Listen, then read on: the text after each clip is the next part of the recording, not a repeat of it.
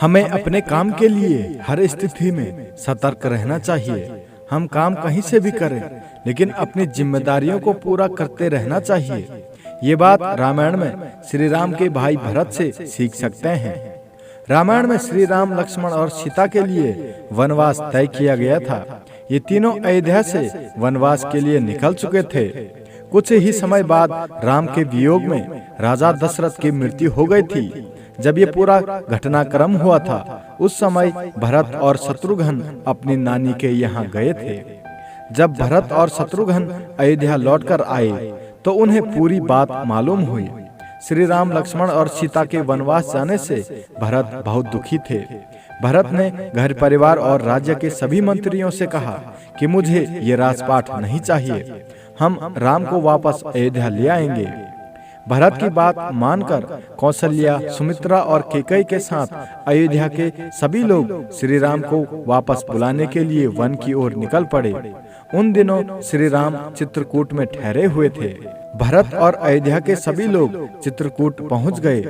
भरत ने श्री राम से कहा कि ये राजपाट मुझे नहीं चाहिए, आप वापस अयोध्या लौट चलें।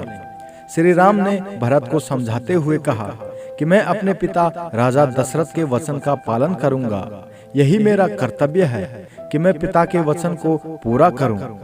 भरत बार बार श्री राम को अयोध्या ले जाने के लिए जिद कर रहे थे। अंत में श्री राम ने भरत को अपनी पादुकाएं दे दी।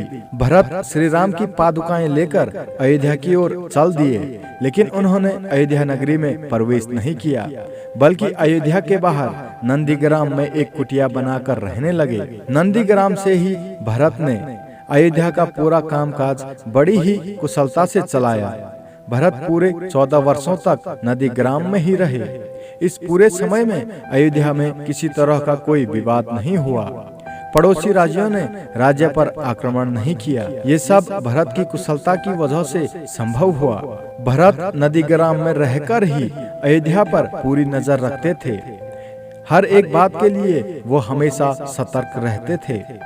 भरत ने किसी को भी इस बात का एहसास नहीं होने दिया कि अयोध्या में कोई राजा नहीं है। भरत की सीख, भरत ने यहाँ हमें सीख दी है कि हम अपना काम कहीं से भी करें, लेकिन हमें अपनी जिम्मेदारियों के मामले में सतर्क रहना चाहिए। छोटी सी भी लापरवाही न करें, तभी काम एकदम परफेक्ट तरीके से पूरा हो सकता है। वीडियो पसंद आया तो वीडियो को लाइक जरूर करना और अपने दोस्तों के साथ शेयर जरूर करना। अपना कीमती समय देने के लिए धन्यवाद।